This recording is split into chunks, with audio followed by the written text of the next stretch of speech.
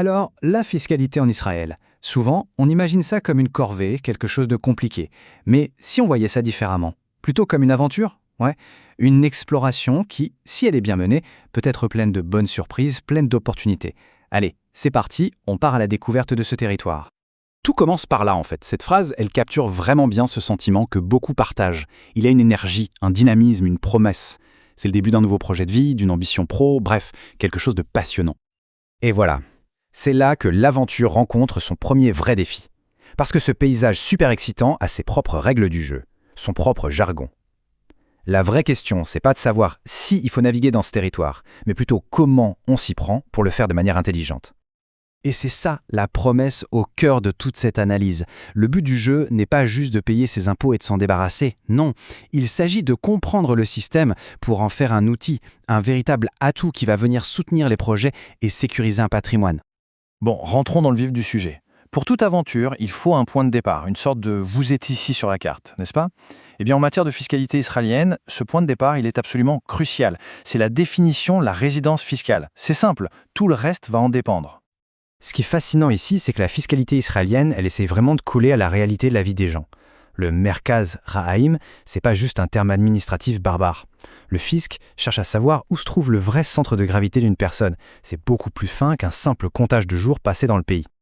Donc concrètement, comment ça marche? Eh bien, c'est un faisceau d'indices. L'administration va regarder où vit la famille, où est généré l'argent, bien sûr, mais aussi où se passe la vie sociale, les activités. C'est la somme de tout ça qui va dessiner le portrait robot de la résidence fiscale. Et en plus de ces indices, disons, qualitatifs, il y a des règles chiffrées, des présomptions. La première est assez simple à comprendre, passer plus de la moitié de l'année en Israël. La seconde est un peu plus technique, elle combine une présence récente avec une présence cumulée sur les 3 dernières années. Ce sont des garde-fous importants à avoir en tête. Ok, une fois que la destination est claire, il faut connaître le code de la route pour voyager sans pépin. C'est exactement ça, la conformité fiscale. Il s'agit de s'assurer que le parcours se passe bien en respectant les règles pour éviter les mauvaises surprises. Alors ça, c'est un point qui n'est pas négociable en Israël. La rigueur, c'est vraiment une marque de fabrique du système.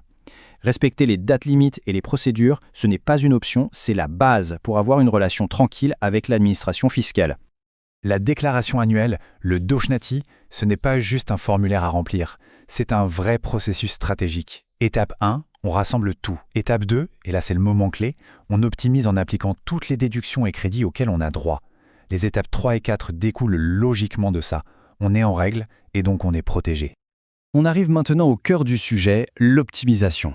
La carte est là, le code de la route est maîtrisé, il est temps de choisir le meilleur chemin. Parce qu'il n'y a pas une seule route, mais bien des stratégies sur mesure qui vont dépendre du profit de chaque personne. Pour un entrepreneur, la société, la Evra Baham, c'est un outil formidable. L'idée, ce n'est pas seulement de payer l'impôt sur les sociétés, c'est d'analyser finement sa structure, de déduire intelligemment les charges, par exemple les frais de R&D qui sont très encouragés, ou de faire le bon arbitrage entre salaire et dividendes. Bref, transformer la fiscalité en carburant pour la croissance. Dans l'immobilier, le parcours fiscal est très clair, très balisé. Il y a une taxe à l'entrée, le mas Rechicha, une imposition pendant qu'on détient le bien, et une autre à la sortie, le mas Shevash. La clé du succès, c'est de tout planifier en amont. Par exemple, le choix du statut au moment de l'achat aura un impact direct sur la fiscalité des années plus tard. C'est énorme. Et là, on aborde un point qui surprend toujours. 0%. Oui, 0. En Israël, il n'y a pas d'impôt sur les successions ni sur les donations. C'est une différence fondamentale avec la France et ça ouvre des perspectives de transmission de patrimoine, radicalement différentes.